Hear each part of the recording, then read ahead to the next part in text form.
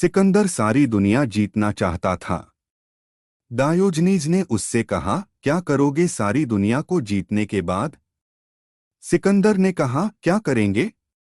फिर विश्राम करेंगे। डायोजनीज खूब हंसने लगा। उसने कहा, अगर विश्राम ही करना है तो हम अभी विश्राम कर रहे हैं, तो तुम भी करो। सारी दुनिया जीत कर विश्राम करोगे। यह बात कुछ समझ में नहीं आई, इसमें तर्क क्या है? क्योंकि सारी दुनिया के जीतने का विश्राम से कोई भी तो संबंध नहीं है। विश्राम मैं बिना कुछ जीते कर रहा हूं। जरा मेरी तरफ देखो। और वह कर ही रहा था विश्राम। वह नदी तट पर नग्न लेटा था। सुबह की सूरज की किरणें उसे नहला रही थीं। मस्त बैठा था। मस्त लेटा था। कहीं कुछ करने को न था, विश्राम में था। तो वह खूब हंसने लगा। उसने कहा, सिकंदर तुम पागल हो। तुम जरा मुझे कहो तो कि अगर विश्राम दुनिया को जीतने के बाद हो सकता है, तो डायोजनीस कैसे विश्राम कर रहा है?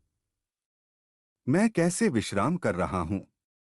मैंने तो कुछ जीता नहीं। मेरे पास तो कुछ भी नहीं है।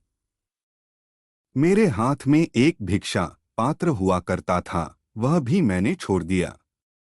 वह इस कुत्ते की दोस्ती के कारण छोड़ दिया। कुत्ता उसके पास बैठा था।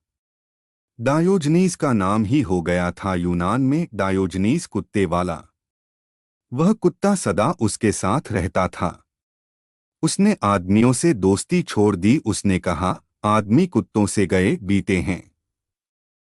उसने एक कुत्ते से दोस्ती कर ली और उसने कहा, इस कुत्ते से मुझे एक शिक्षा मिली, इसलिए मैंने पात्र भी छोड़ दिया। पहले एक भिक्षा पात्र रखता था।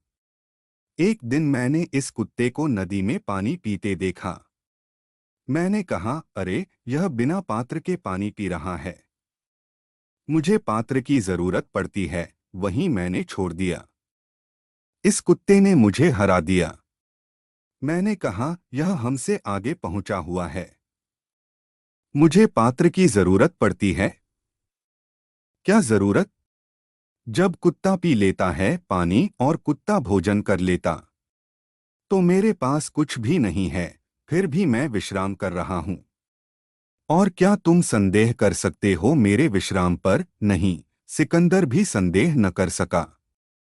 वह आदमी सच कह रहा था। वह निश्चित ही विश्राम में था।